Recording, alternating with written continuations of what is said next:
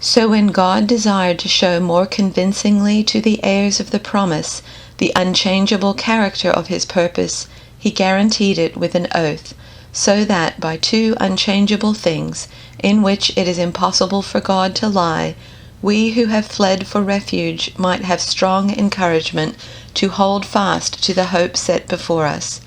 We have this as a sure and steadfast anchor of the soul, a hope that enters into the inner place behind the curtain, where Jesus has gone as a forerunner on our behalf, having become a high priest forever after the order of Melchizedek.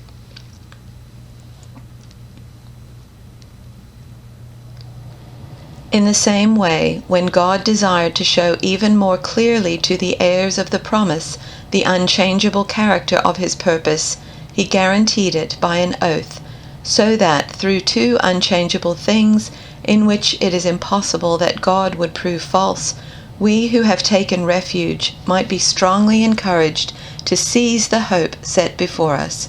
We have this hope, a sure and steadfast anchor of the soul, a hope that enters the inner shrine behind the curtain, where Jesus, a forerunner on our behalf, has entered, having become a high priest forever, according to the order of Melchizedek.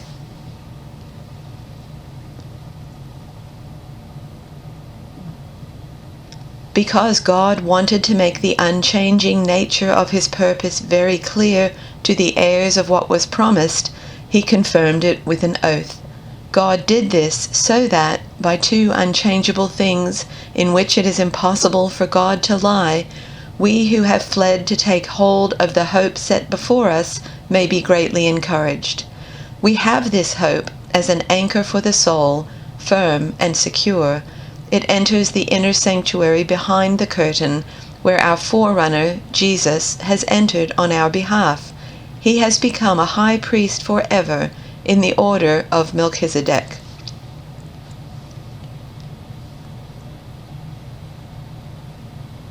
God also bound himself with an oath, so that those who received the promise could be perfectly sure that he would never change his mind. So God has given both his promise and his oath. These two things are unchangeable, because it is impossible for God to lie. Therefore, we who have fled to him for refuge can have great confidence as we hold to the hope that lies before us. This hope is a strong and trustworthy anchor for our souls.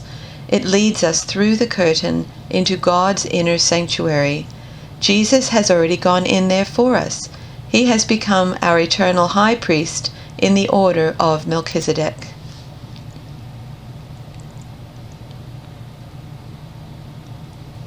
When God wanted to guarantee his promises, he gave his word, a rock-solid guarantee.